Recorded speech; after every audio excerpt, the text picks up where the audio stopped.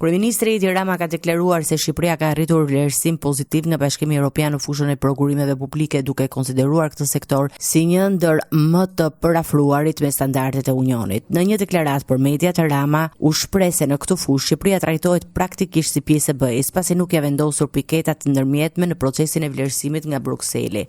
Që Shqipëria nuk është pjesë, që prokurimet publike nuk janë pjesë e piketat ndërmjetme. E dini çfarë do të thotë kjo?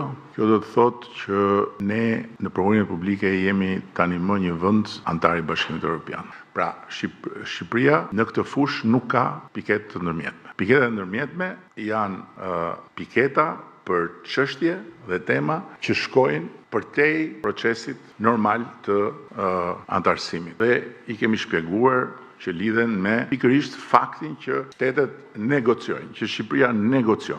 Kryeministri theksoi se synimi i qeverisë është reformimi i sistemit të tenderave publik, duke ulur rolin e ministrave në këtë proces dhe duke rritur kompetencat e pushtetit vendor. Ministrit dhe ministrat nuk kanë më asnjë lidhje me tenderat dhe njëkohësisht një pjesë e madhe e tenderave të spostohen hap pas hapi edhe nga agjencitë kryesore, por edhe nga pushteti vendor. Tek pushteti vendor, sipas zgjedhjes tyre, është një pushtet që ka autonominë e vet dhe ne nuk mund t'i imponojmë se si i bën tenderat, por ka filluar. Në të njëjtën konferencë, Rama komentoi edhe procesin e negociatave me Bashkimin Evropian, duke theksuar se Shqipëria nuk merr pjesë direkt në të gjitha tryezat, por përfaqësohet nga Komisioni Evropian.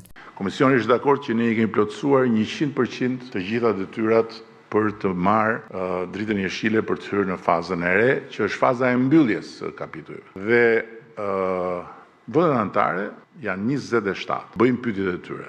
Dhe që ta dini edhe një herë, pyetjet dhe shqetësimet e vendeve anëtare në këtë fazë nuk lidhen me piketat e ndërmjetme, por lidhen me piketat përmbyllëse. Pra, kjo është ajo që po ndodh në Bruksel në këtë kohë, është tërësisht brenda parashikimeve, nuk ka absolutisht asgjë nga çfarë i është rroganisur koka popullit shqiptar, u bllokua, doli ky e doli ai.